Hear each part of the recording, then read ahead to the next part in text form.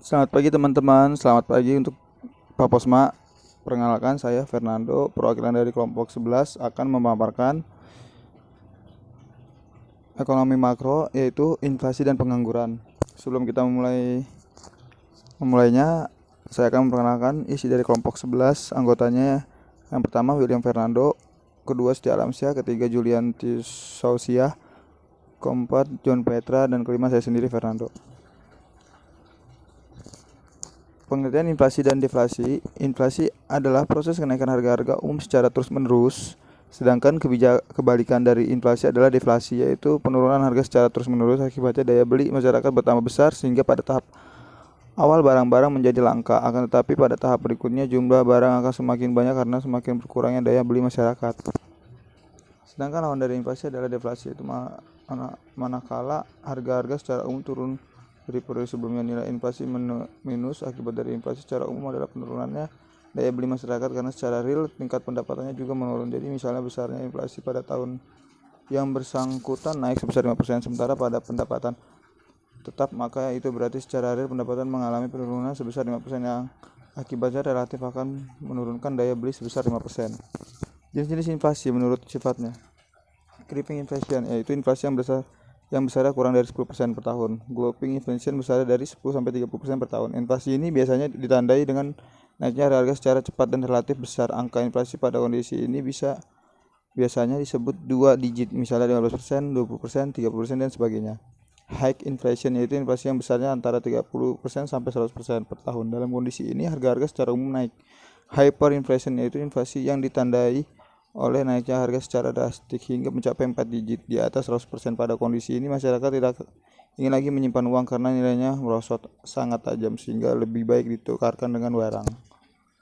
Dampak positif, masyarakat akan semakin selektif dalam mengonsumsi, produksi akan diusahakan se-efisien mungkin dan konsumtif dapat ditekan. Dampak negatif, bila harga secara naik terus-menerus maka masyarakat akan panik sehingga perekonomian tidak berjalan normal. Cara mencegah inflasi dengan kebijakan moneter dan fiskal.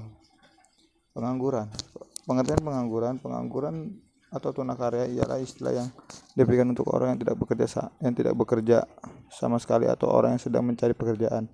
Umumnya pengangguran disebabkan karena jumlah pencari kerja tidak sebanding dengan jumlah lapangan pekerjaan yang ada. Sejak lama pengangguran sudah menjadi masalah bagi perekonomian negara, sebab karena adanya pengangguran produktivitas dan pendapatan masyarakat berkurang, akibatnya timbul kemiskinan dan masalah sosial lainnya. Jenis-jenis pengangguran musiman, pengangguran yang terjadi akibat penghentian atau perubahan musim, pengangguran yang terjadi akibat krisis ekonomi sehingga terjadi pemutusan hubungan kerja, pengangguran desener, pengangguran terjadi akibat jumlah tenaga kerja lebih tinggi dari lowongan yang tersedia, pengangguran voluntary, penganggurannya yang terjadi akibat orang memilih tidak bekerja padahal masih mampu bekerja.